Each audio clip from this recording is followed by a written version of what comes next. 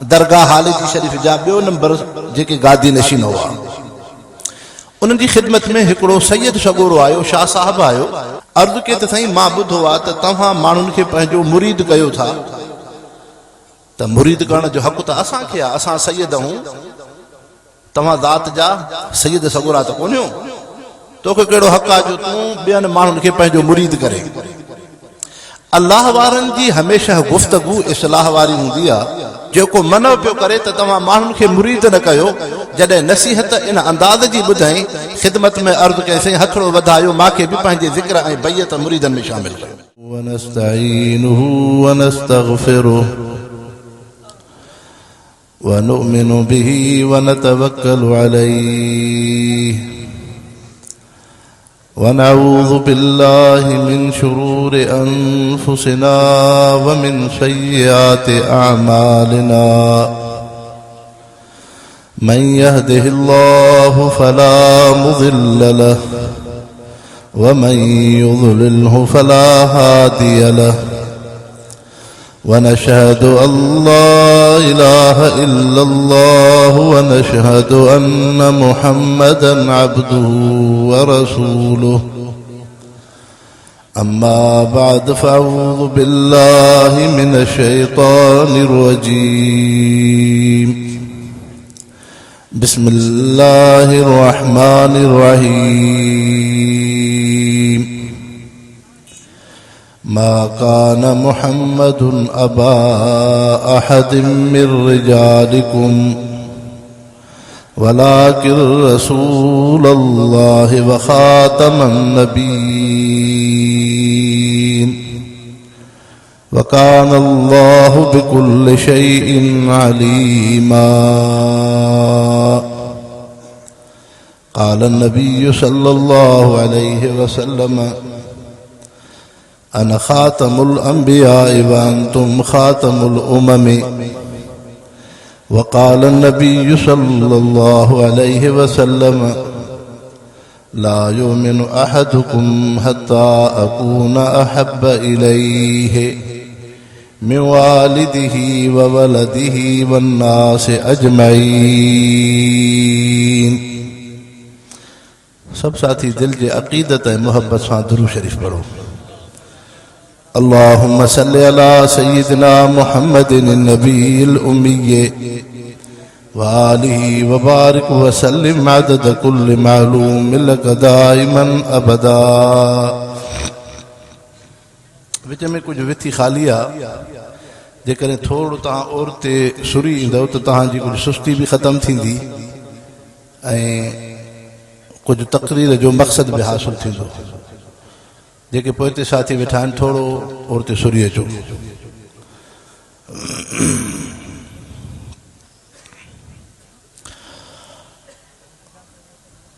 मुसलमान भाइरो, दीन ऐं ईमान वॾे में वॾी नेमत आहे। दुनिया जे अंदरि इंसान क़ीमती शइ खे महफ़ूज़ करे रखंदो आहे। रुपयो पैसो क़ीमती शइ आहे,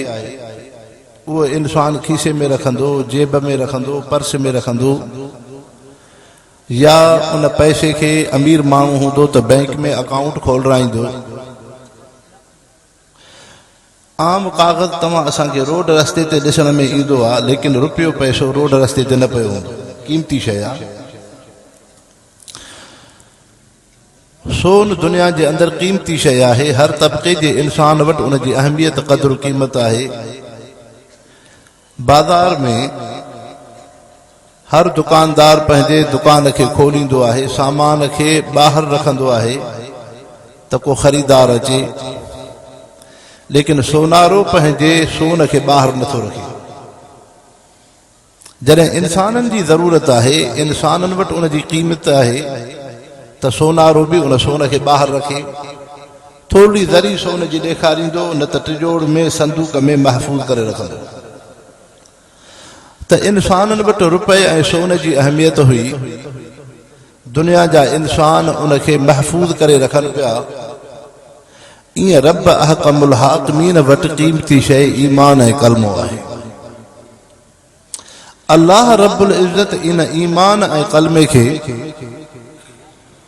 انسان جے مومن جے روح میں رکھو جو کو روح مومن جی دل میں آہے जेका दिल उन इंसान जे जिस्म जे अंदर आहे। पुराणे वक्त में जेके बादशाह हूंदा हुआ उन्हनि बादशाहनि वटि हीरो हूंदो हो, पोइ उहे बादशाह हीरे खे ईअं न रखंदा क़ीमती शइ आहे, नायाब शइ आहे, पोइ उन हीरे खे सोन जी पेटीअ में रखनि। उन सोन जी पेटीअ जे ॿाहिरां चांदी जी पेटी हूंदी हुई, चांदी जी पेटी जे ॿाहिरां ड्रामे जी पेटी हूंदी। टिन संदूकनि टिन पेटियुनि जे अंदरि दुनिया जा बादशाह हीरे जहिड़ी क़ीमती शइ खे रखंदा। ईअं हक़ीक़ी बादशाह रब अहकमुल हाकिमीन जेको असली बादशाह आहे, जंहिंजी हुकूमत बादशाही दाइमी ऐं हमेशह आहे, अल हय्यु अल क़य्यूम जेको हमेशह क़ाइम आहे, उन रब अहकमुल हाकिमीन ईमान जहिड़ी क़ीमती शइ जेका दुनिया जे हीरे खां कई हिसा वधीक क़ीमती आहे, रब अहकमुल हाकिमीन इन ईमान कलमे खे रूह जी संदूक पेटीअ में रखियो आहे। रूह जे पेटीअ जे ॿाहिरां दिल जी संदूक पेटी आहे, दिल जे संदूक जे ॿाहिरां जिस्म जी पेटी संदूक आहे। जीअं दुनिया जा बादशाह हीरे जहिड़ी क़ीमती शइ खे टिन संदूकनि में रखंदा हुआ, ईअं रब अहकमुल हाकिमीन ईमान जहिड़ी क़ीमती शइ खे टिन संदूकनि जे अंदरि इंसान जे जिस्म ढांचे ऐं वजूद जे अंदरि रखियो। तंहिंजे करे मुस्लमानो, जॾहिं ईमान वॾी शइ थी वई ऐं ईमान जो असुल मक़सदु इहो आहे अमली ज़िंदगी, पैगंबर करीम सल्लल्लाहु अलैहि वसल्लम जी सुन्नत ऐं सीरत इंसान जे वजूद जे अंदरि अचे। अवां जो ही दीनी जलसो इमाम الانبياء जी सीरत तय्यब आहे। अल्लाह से चांग बिरादरी जे मज़ीद उन्हनि दोस्तनि खे जज़ाए ख़ैर ॾे जन मदरसे जो बुनियाद रखियो, दीनी जलसे जो हिकिड़ो एहतमाम कयो, उलमा ऐं आम मुसलमाननि जी मेज़बानी जो उन्हनि खे शरफ़ थियो। इहा वॾे में वॾी सआदत आहे। असांजा ॾाॾा साईं हाफ़िज़ महमूद असद साहब हालेजवी, हज़रत इमाम हमादुल्लाह हालेजवी जा साहिबज़ादा, दरगाह हालेजी शरीफ़ जा ॿियो नंबर जेके गादी नशीन हुआ, उन्हनि जी ख़िदमत में हिकिड़ो सैयद शगोरो आयो, शाह साहब आयो। अर्ज़ु कई त साईं मां ॿुधो आहे त तव्हां माण्हुनि खे पंहिंजो मुरीद कयो था, त मुरीद करण जो हक़ त असांखे आहे, असां सैयद आहियूं, तव्हां ज़ात जा सैयद सगोरा त कोन्हियो, तोखे कहिड़ो हक़ आहे जो तूं ॿियनि माण्हुनि खे पंहिंजो मुरीद करे। अल्लाह वारनि जी हमेशह गुफ़्तगू इस्लाह वारी हूंदी आहे, कंहिंजे ख़ैर ऐं भलाई जे लाइ हूंदी आहे, त मन कंहिं इंसान खे हिदायत नसीब थी। त हज़रत साईं हाफ़िज़ साहब रहमतुल्लाह अलैह जन उन शाह साहब खे पंहिंजे खटड़े ते मथनि ॾों विहारियो, फरमायो त असां त सैयदनि सगोरनि जा ख़ादिम आहियूं। हज़रत साईं जन उनखे मिसाल ॾिनो त अदा शाह साहब, हीरो जे रस्ते ते पियो हुजे, हेठि रस्ते ते हीरो पियो हुजे, पोइ उतां बादशाह जो गुज़र थियो, बादशाह ॾिठो बि सही त हीरो पियो आहे, उनखे न खयईं। वरी उन बादशाह जो जेको वज़ीर हो, जेको उहिदे मनसब ते हो, उन बि हीरे खे ॾिठो, उन बि हीरे खे न खयो। वरी सोनारे ॾिठो त हीरो पियो आहे, उन बि हीरे खे ॾिठो न खयो। पोइ फरमायूं त उतां हिकिड़ो आम इंसान गुज़र कयो, जेको न बादशाह हो, न वज़ीर हो, न सोनारो हो, आम राहगीर रस्ते वारो हो। पोइ उन जे कॾहिं हीरे खे खयो त ग़लती बादशाह जी आहे या उन आम इंसान जी आहे? जैसे ग़लती त बादशाह जी आहे। सोनारे जो कसूर आहे, हीरे खे छो न कयईं? वज़ीर जो कसूर आहे, हीरे खे छो न खयईं? बादशाह जो कसूर आहे, हीरे जहिड़ी क़ीमती शइ खे छो न खयईं? फरमायो अदा सैयद सगोरा शाह साहब, तव्हां हो बादशाहनि जे मिसाल, तव्हांजो रिश्तो पैगंबर करीम सल्लल्लाहु अलैहि वसल्लम सां मिले थो, महबूबे मुस्तफ़ा जी सुन्नत सीरत थी हीरे जे मिसाल, हमादुल्लाह महमूद असद थी आम इंसान जे मिसाल। हाणे जेकॾहिं हमादुल्लाह ऐं महमूद असद उन मोहम्मद मुस्तफ़ा जे सुन्नत सीरत खे खयो आहे क़सूर त उन्हनि जो न आहे क़सूर त तव्हां बादशाहनि जो आहे तव्हां सैयद सगोरा हो असुल त तव्हांजो कमु हो जो तव्हां क़ुरान सां वाबस्तगी रखो तव्हां मोहम्मद मुस्तफ़ा जी सुन्नत सीरत अपनायो त उन अल्लाह जे नेक साले बाने उन सैयद सगोरे खे इहा अहमियत ॾिराई त मोहम्मद मुस्तफ़ा जी सुन्नत सीरत हीरे जे मिसाल थी त उन नसीहत जो इहो असर थियो जेको मनो पियो करे त तव्हां माण्हुनि खे मुरीद न कयो जॾहिं नसीहत इन अंदाज़ जी ॿुधाई ख़िदमत में अर्ज़ु कयसीं हथड़ो वधायो मूंखे बि पंहिंजे ज़िक्र ऐं बैयत मुरीदनि में शामिल कयो त मुस्लमान भाइरो असुल इहो मक़सदु आहे हिन सीरत नबी सल्लल्लाहु अलैहि वसल्लम जे जलसे जो मक़सदु इहो आहे त तव्हां असांजी ज़िंदगी महबूब मुस्तफ़ा जी सुन्नत सीरत ते अचे अमली ज़िंदगी वॾे में वॾी नेमत आहे पैगंबर करीम सल्लल्लाहु अलैहि वसल्लम जो शान ऐं मर्तबो तमाम उत्तम आला आहे हुज़ूर पाक सल्लल्लाहु अलैहि वसल्लम जो नालो मुबारक आहे मोहम्मद तंहिंजे करे नबी पाक सल्लल्लाहु अलैहि वसल्लम जे नाले मुबारक में 3 अखर आहिनि हा मीम दाल जंहिंजो मादो आहे हम्द हम्द जो जेको मादो आहे इन जी वॾे में वॾी फज़ीलत आहे मोहम्मद जी माना है घणे खां घणी तारीफ़ कंदड़ मोहम्मद जी माना है घणे खां घणी जंहिंजी तारीफ़ कयल या त हुज़ूर पाक सल्लल्लाहु अलैहि वसल्लम रब जी वध में वध तारीफ़ कई या पैगंबर करीम सल्लल्लाहु अलैहि वसल्लम जी वध में वध तारीफ़ साराह पई बयान कई वञे तंहिंजे करे इंसानो अल्लाह रब्बुल इज़्ज़त तव्हां असांखे जेके नेमतूं ॾिनियूं आहिनि इंसान जॾहिं नेमत हासिल थो करे उन नेमत जे मथां इंसान खे पैगंबर करीम सल्लल्लाहु अलैहि वसल्लम जी तालीम है रब जो हम्द करे पानी पियो चओ अल्हम्दुलिल्लाह कपड़ो पायो चओ अल्हम्दुलिल्लाह खाधो खाओ चओ अल्हम्दुलिल्लाह पुटड़ो थे चओ अल्हम्दुलिल्लाह घरड़ो ठहे चओ अल्हम्दुलिल्लाह का नेमत मिले चओ अल्हम्दुलिल्लाह इहो अल्लाह जो हम्द एॾो वॾो रब जो ज़िक्र आहे एॾी वॾी नेमत आहे जो रब साईं फरमाए थो त जंहिं बाने खे मां नेमत ॾिनमि मुंहिंजी नेमत थोरी थी पई बाने मां रब जो हम्द तारीफ़ ज़िक्र घणो कयो आहे अल्लाह जो हम्द एॾी वॾी शइ आहे तंहिंजे करे अल्लाह रब्बुल इज़्ज़त क़ुरान शरीफ़ जी इब्तिदा अल्हम्दुलिल्लाह रब्बिल आलमीन सां कई इते बि पंहिंजो लफ़्ज़ हम्द जो आहे जन्नती इंसान जॾहिं जन्नत में ईंदा त उन्हनि खे हम्द हूंदो उन जी ज़ुबान ते ऐं अहिड़े तरीक़े सां जॾहिं फ़रिश्ता ॾिसंदा उन्हनि जी ज़ुबान ते बि रब जो हम्द हूंदो महबूब मुस्तफ़ा फरमायो जॾहिं क़यामत जे ॾींहुं मां रब जी बारगाह में ईंदुमि अल्लाह जो लिवाउल हम्द हम्द जो झंडो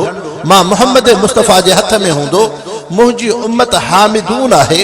रब जो हम्द कंदड़ अहिड़े तरीक़े सां पैगंबर करीम सल्लल्लाहु अलैहि वसल्लम निमाज़ खां बाद हिकिड़ी दुआ घुरंदा हुआ सुभान रब्बिक रब्बिल इज़्ज़ति अम्मा यसिफून व सलामुन अलल मुरसलीन वल्हम्दुलिल्लाहि रब्बिल आलमीन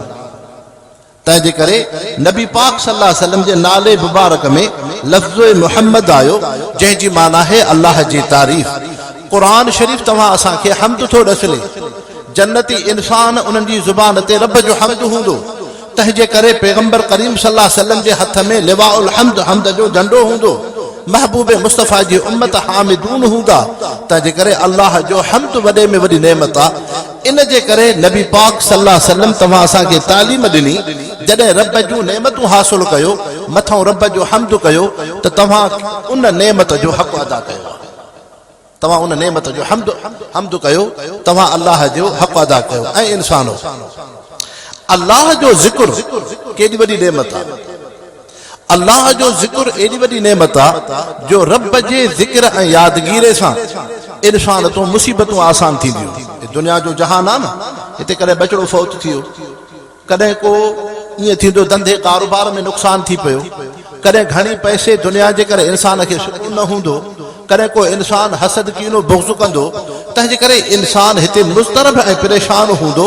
पोइ इहो इंसान जॾहिं अल्लाह जो ज़िक्र कंदो त रब जे ज़िक्र सां इंसान जी दिलि खे सुकून ईंदो ख़ुदि अल्लाह से क़ुरान मजीद में फरमायो अला बिज़िक्रिल्लाहि तत्मइनुल क़ुलूब अवां जे दिलनि खे सुकून मां रब जे ज़िक्र ऐं यादगिरी सां ईंदो अल्लाह जे ज़िक्र सां दिलि खे सुकून ईंदो आहे हुज़ूर अनवर सल्लल्लाहु अलैहि वसल्लम फरमायो अल क़ल्बु करीशतन फी फुलातिन युक़ल्लिबुल रिया इंसान जी दिलि दुनिया में ईअं है जीअं को जेको आहे पन हुजे जीअं हवा जो वाचूड़ो ईंदो आहे त उहो पन ऐं खंभ हिकु जॻह ते न हूंदो आहे इंसान जी दिलि बि ईअं मुस्तरब ऐं परेशान हूंदी आहे जॾहिं इंसान अल्लाह जो ज़िक्र कंदो रब खे यादि कंदो उन दिलि में सुकून ऐं राहत ईंदी ऐं मुस्लमान ॿ शयूं आहिनि हिकिड़ी शइ आहे दुनिया जो हुजणु इहो ऐब नाहे दुनिया सां मोहबत ख़राब आहे इंसान शादी करे इहो इंसान खे बचड़ा हुजनि इन इंसान खे ओताक बैठक हुजे इहो इंसान धंधो कारोबार करे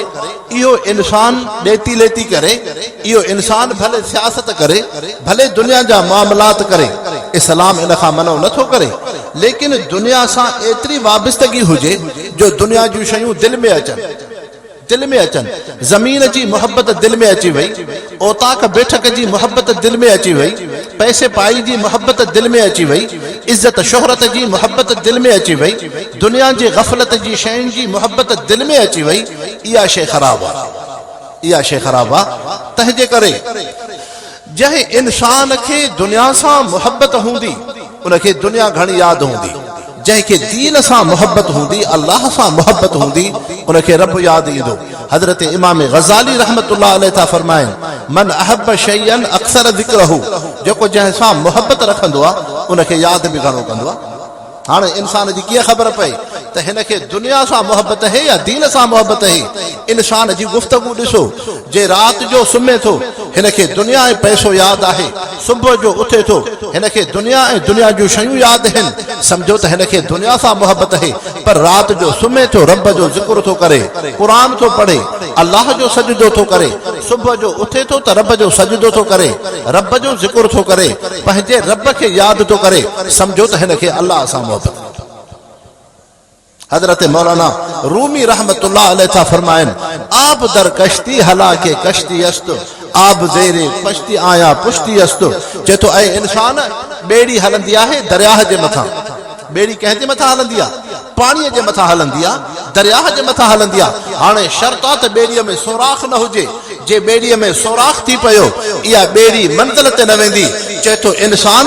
तुंहिंजी जेका दिलि थी इहा थी ॿेड़ीअ जे मिसाल हे दुनिया जो जहान थी समुंड जो पाणी इहा औरत औलाद पैसो पाई इज़त शोहरत इहा सभु शइ दुनिया जो पाणी थी तंहिंजे करे इहे शयूं तुंहिंजे क़ल्ब ऐं दिलि में न अचनि जेकॾहिं तुंहिंजी दिलि में दुनिया जी मोहब्बत अची वई दुनिया जे शयुनि जी मोहब्बत अची वई पोइ जंहिं ॿेड़ीअ खे सोराख़ हूंदो उहा ॿेड़ी मंज़िल ते न पहुचंदी जंहिं दिलि में दुनिया जी मोहब्बत हूंदी उनखे रब कोन मिलंदो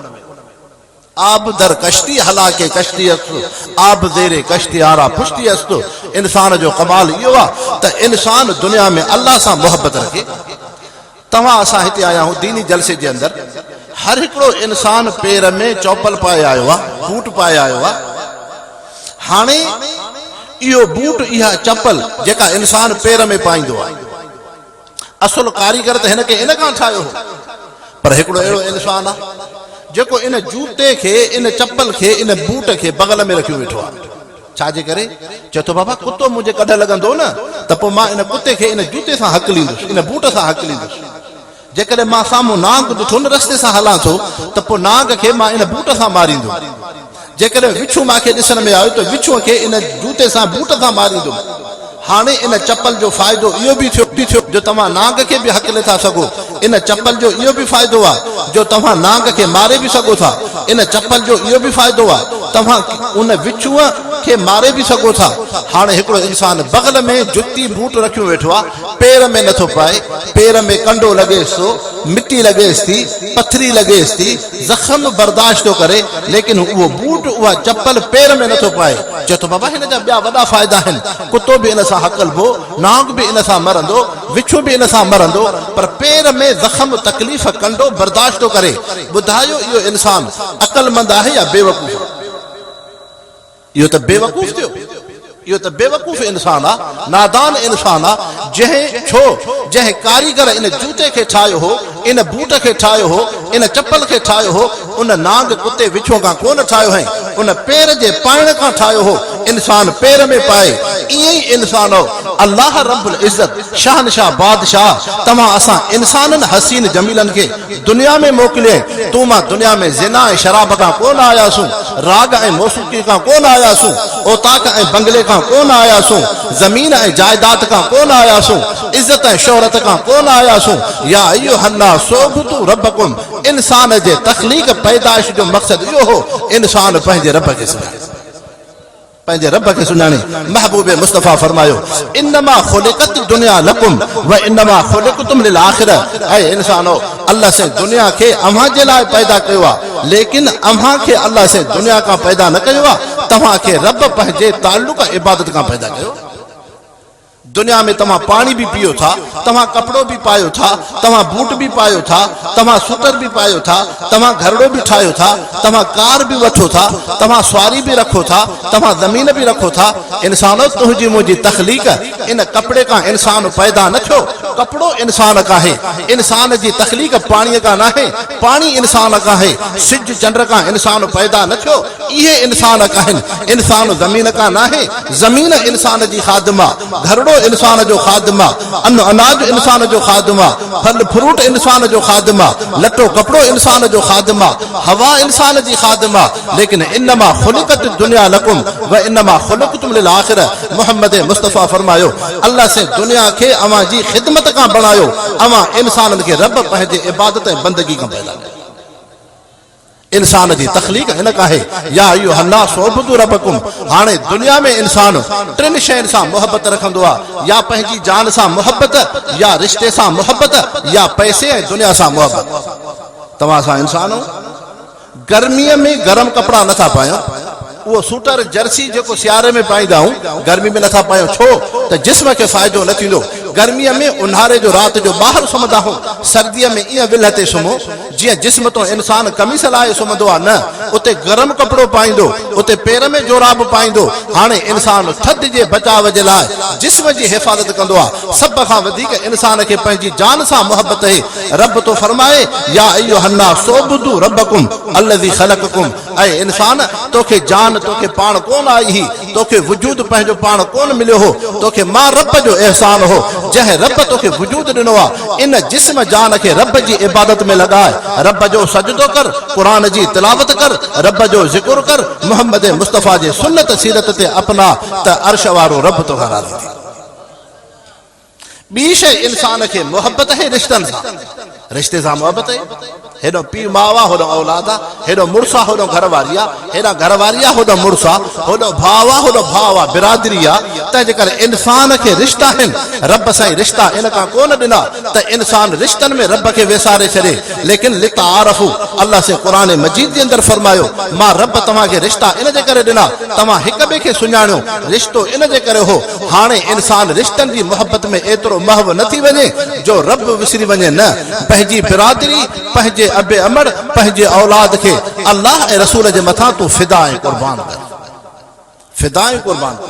तॾहिं हुज़ूर सल्लल्लाहु अलैहि वसल्लम फरमायो ला युमिनु अहदुकुम हत्ता अकून अहब इलैहि मिन वालिदिही व वलदिही वन्नास अजमईन अवां कामिल मोमिन तॾहिं हो जॾहिं तव्हांखे दुनिया जे रिश्तनि ऐं दुनिया जे ताल्लुकात खां वधीक मां मोहम्मद मुस्तफ़ा सां मोहब्बत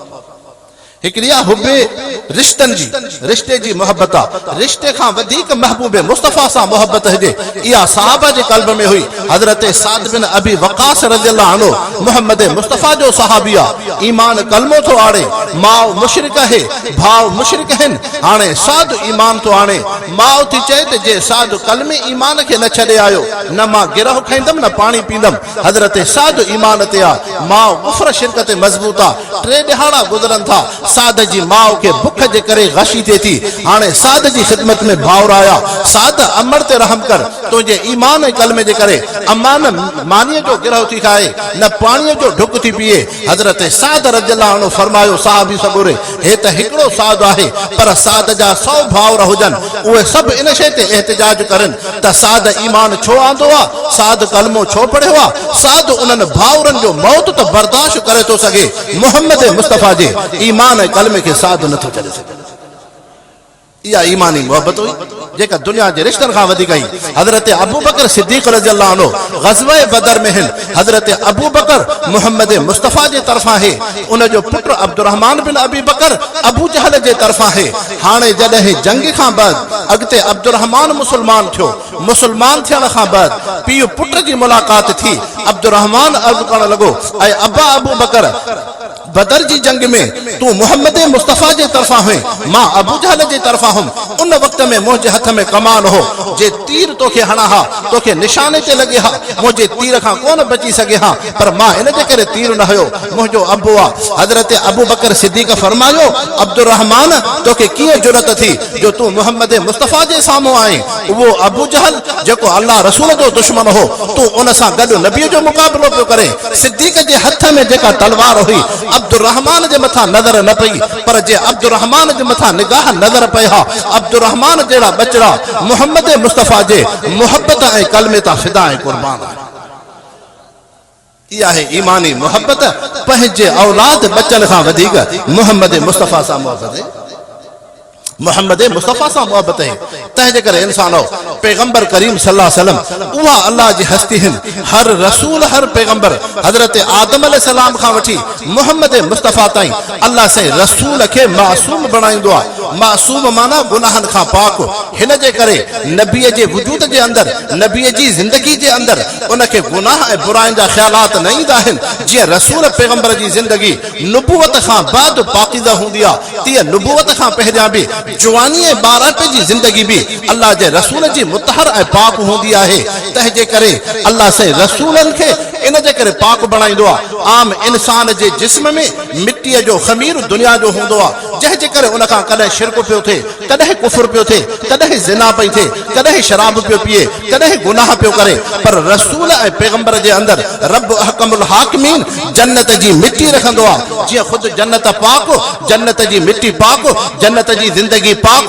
तीअं दुनिया जे अंदर जॾहिं रसूल ईंदो आहे, रसूल जे जिस्म में जन्नत जी मिट्टी आहे। हाणे रसूल जी ॿारहं जी ज़िंदगी भी पाक, रसूल जी जवानी भी पाक, रसूल जी नुबुवत जी ज़िंदगी भी गुनाहनि खां पाक ऐं मासूम। रसूल जी ज़िंदगी मासूम ऐं पाक हूंदी आहे। ॿी शइ अल्लाह से रसूल खे महफूज़ बणाईंदो आहे, अल्लाह से ख़ुदि उनजी पाण हिफ़ाज़त कंदो आहे। रब जे तरफ़ां रसूल क़ासिद हूंदो आहे, इंसाननि खे हिदायत ऐं दीन जो पैगाम पहुचाईंदो आहे। तंहिंजे करे रसूल में नुक्स ऐब न थींदो, गुनाहनि जी ज़िंदगी न थींदी, रसूल महफूज़ हूंदो आहे। मोहम्मद मुस्तफ़ा अल्लाह जे रसूल साहबा खे फरमायो, मां 12 सालनि जो हुउमि, अरब जे कुरैश जे अंदर शादीअ जी तक़रीब हुई। हाणे अरब सॻोरा उन में राग मौसीक़ी जो इंतज़ाम पिया करनि। महबूब मुस्तफ़ा नौजवाननि सां गॾु आया, 12 सालनि जी उमिरि में हिन। हाणे उन वक़्त में पैगंबर करीम सल्लल्लाहु अलैहि वसल्लम फरमायो, राति जो वॻड़ो हो, अञा शराब ऐं मौसीक़ी साज़ जो आवाज़ शुरू न थियो। रब मोहम्मद मुस्तफ़ा जे मथां अहिड़ी गहरी निंड अता फरमाई। महबूब मुस्तफ़ा उन मजलिस में सुता रहिया। सुबुह जो अखि खुली, पाण सल्लल्लाहु अलैहि वसल्लम जॾहिं अखि खां बेदार थिया, ॾिठऊं त मजलिस ख़तम थी वई। अरब जे दोस्तनि खां पुछऊं, राति जे वॻड़े में छा हो?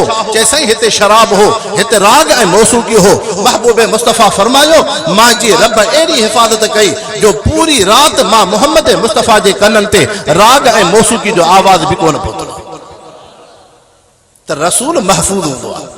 गुनाहनि खां पाक हूंदो आहे, अल्लाह से ख़ुदि उनजी हिफ़ाज़त कंदो आहे। रसूल जे अंदर अल्लाह से हुस्न ऐं जमाल रखंदो आहे। हज़रत यूसुफ अलैहिस्सलाम में अधु हुस्न, बक़ाया दुनिया में अधु हुस्न, लेकिन इहो हुस्न हो मोहम्मद मुस्तफ़ा जी ज़ात में जमाल आहे। हुस्न इनखे चइबो आहे, इंसान जी अखि सुहिणी हुजे, चेहरे जा मुहांडा सुहिणा हुजनि, हथ उन जा सुहिणा हुजनि, जिस्म में सूंह हुजे, लेकिन जमाल इनखे चइबो आहे अखि अहिड़ी सुहिणी उन खां वधीक सुहिणी थी न सघे, चेहरो अहिड़ो सुहिणो उन खां वधीक चेहरो अहिड़ो थी न सघे, हथनि में अहिड़ो जमाल उन खां वधीक हथ सुहिणा थी न सघनि, जिस्म में अहिड़ो जमाल उन खां वधीक जिस्म सुहिणो थी न सघे। तंहिंजे करे पूरी इंसान ज़ात जे अंदर हज़रत यूसुफ खे जेकॾहिं हुस्न आहे, ॿिया हसीन आहिनि, मोहम्मद मुस्तफ़ा जी ज़ात में जमाल आहे। जमाल जो मक़सद इहो हो, मोहम्मद मुस्तफ़ा जो अहिड़ो चेहरो अनवर हो, अहिड़ो जिस्म अतहर हो, ॿिए कंहिं इंसान जो अहिड़ो जिस्म थी नथो सघे। तंहिंजे करे हज़रत यूसुफ में हुस्न आहे, मोहम्मद मुस्तफ़ा जे जिस्म अतहर जे अंदर जमाल आहे। मुसलमान भाइरो, तव्हां असांखे अल्लाह साईं पैगंबर करीम सल्लल्लाहु अलैहि वसल्लम सां जेका अक़ीदत ऐं निस्बत ॾिनी आहे, عقیدت نسبت ॾिनी आहे इन जे करे जेका आयत अवां जी ख़िदमत में पढ़ियम अल्लाह रब्बुल इज़्ज़त तो फरमाए मा कान मुहम्मदुन अबा अहदिन मिन रिजालिकुम वलाकिन रसूलुल्लाह व खातमन नबिय्यीन मुहम्मद मुस्तफा अवां मां कंहिंजो अबो कोन्हे लेकिन अल्लाह जो रसूल आहे ऐं खातमन नबिय्यीन नबियन मां आख़िरी नबी आहे हाणे नबूवत ख़त्म मुहम्मद मुस्तफा ते थी ख़त्म नबूवत जो मक़सद छा आहे अल्लाह से ख़त्म नबूवत जो ताज ख़त्म नबूवत जी पग बे कहे रसूल पैगंबर ते कोन रखी रब ख़त्म नबूवत जो ताज ऐं पग मुहम्मद मुस्तफा जी ज़ात अक़दस ते रखी ख़त्म नबूवत छा आहे सब साथी दिल जे मोहब्बत सां दुरूद शरीफ सल्लल्लाहु अलैहि वसल्लम अल्लाह से दुनिया के अंदर जेके भी रसूल पैगंबर मोकिलिया 313 रसूल 1,24,000 कमोबेश पैगंबर हैं लेकिन अल्लाह से ख़त्म नबूवत जो ताज बे कहे रसूल पैगंबर ते न रखियो हजरत आदम अलैहि सलाम खातमुन नबिय्यीन नाहे हजरत नूह अलैहि सलाम खातमुन नबिय्यीन नाहे हजरत मूसा अलैहि सलाम खातमुन नबिय्यीन नाहे हजरत ईसा अलैहि सलाम खातमुन नबिय्यीन नाहे खातमुन नबिय्यीन मुहम्मद मुस्तफा जी ज़ात है थोड़ो अमा वधीक ख्याल है तवज्जो सां वेंदो त अवां खे ख़त्म नबूवत जो मक़सद समझ में ईंदो त रब साईं महबूब मुस्तफा ते ख़त्म नबूवत जो ताज छो रखियो इंसानो हिन जे करे ॿिया सिर्फ़ रसूल आहिनि लेकिन ख़ातमुन नबिय्यीन नाहिनि मुहम्मद मुस्तफा रसूल बि आहिनि ख़ातमुन नबिय्यीन आहिनि ॿियनि रसूलनि में रिसालत रब साईं वस्फ़ी रखी आहे मुहम्मद मुस्तफा जे तुफ़ैले आहे लेकिन महबूब मुस्तफा में रिसालत ऐं नबूवत वस्फ़ी नाहे ज़ाती आहे बल्कि ईअं सम्झो हज़रत आदम अलैहिस्सलाम खे रिसालत मुहम्मद मुस्तफा जे करे मिली हज़रत नूह अलैहिस्सलाम खे रिसालत मुहम्मद मुस्तफा जे करे मिली हज़रत ईसा अलैहिस्सलाम रसूल बणियो मुहम्मद मुस्तफा जे करे हज़रत ईसा हज़रत मूसा अलैहिस्सलाम रसूल बणियो मुहम्मद मुस्तफा जे करे 313 रसूल बणिया मुहम्मद मुस्तफा जे करे 1,24,000 कमोबेश पैगंबर बणिया मुहम्मद मुस्तफा जे करे महबूब मुस्तफा के नबूवत उन्हनि जे करे न मिली हज़रत आदम अलैहिस्सलाम जे करे नाहे हज़रत नूह अलैहिस्सलाम जे करे नाहे हज़रत ईसा अलैहिस्सलाम जे करे नाहे हज़रत मूसा अलैहिस्सलाम जे करे नाहे 1,24,000 कमोबेश पैगंबर मुहम्मद मुस्तफा जे करे नबूवत मिली 313 रसूलन के रिसालत मुहम्मद मुस्तफा जे करे मिली किया जिया दुनिया जे अंदर तवा असा हिन दीनी इज्तिमा में बैठा हूं तवा असा हिन जलसे गाह में बैठा हूं हितो मठा है लगला तंबू हिन पासे खां मथा जेका सिज खां रोशनाई निकरे थी जंहिंखे उस चओ था इहा उस सहो सिधो ॿाहिरि थी पए हिन पिंडाल जे ॿाहिरां चौधारी उस है लेकिन अंदर हिते उस पए थी नथी पहुचे